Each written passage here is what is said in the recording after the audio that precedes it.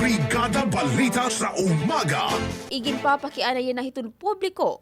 Ngan pira nga mga prominente nga tawo nga hiton Department of Public Works and Highways. Agon DPWH kung ano itong tinuod nga kahimtang han SAN-JUANICO Bridge. Sumlakan Tacloban si Mayor Alfred Romualdez. Haiya pagkita. Duty to national government nga igpormara ang publiko kung ano itong nakita. Han ginubara nga pag-studio kung pag-arama. Ano kadako itong damage, ngan ano kadugay pag-aay doon, ang maong nga tulaya. Agod malik yan itong espekulasyon, sugod itong korupsyon.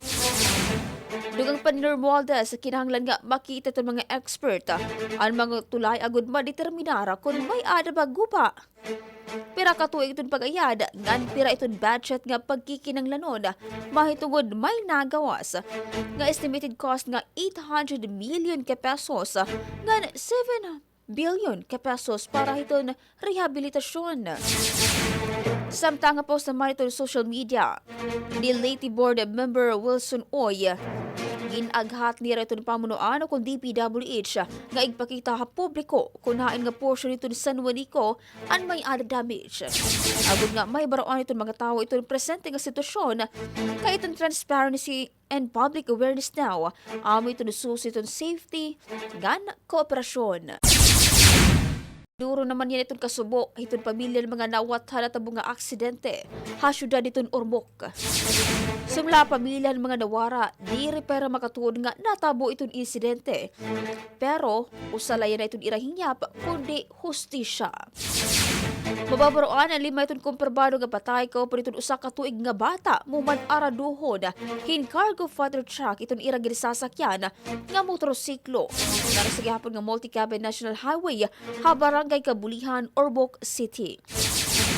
Kapot na may itong ORMOC City Police itong driver itong truck nga kilalakan anak dito arupo nga naatubang hin kaso nga reckless imprudence resulting to multiple homicide, multiple physical injuries, and multiple damage to properties.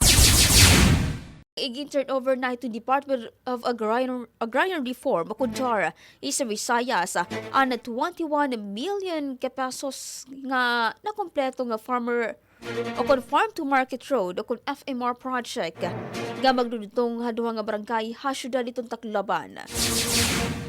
Amay itong barangay GIN-AAYAT at ipakato barangay Santo Niño Farm to Market Road. Inpondohan itong proyekto, pinaagi itong Agrarian Reform Fund, naging patuman naman hana DPWH. Dako itong pagpasalamat itong mga residente itong barangay GIN-AAYAT habang pakaupay itong irakalsada nga makakabulig.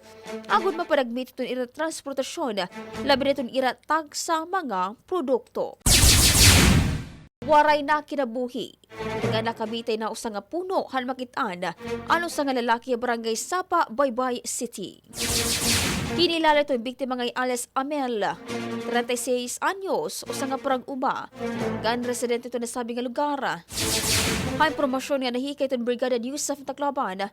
Nakitaan itong biktima hinpira nga mag-uruma.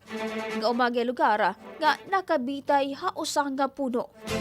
Daday naman nga gipasabot nga nakipagsumpayan haira barangay. Kung sa paman natabo itong insidente, nagpost pa daw ang biktima iya Facebook account nga Goodbye Philippines. Nagawas nga naatubang hindi presyon itong biktima, sumala hiton pamilya. That program is brought to you by Yummy Vit ES3 Syrup. Simulang tuparin ang pangarap ng iyong anak and stunting now.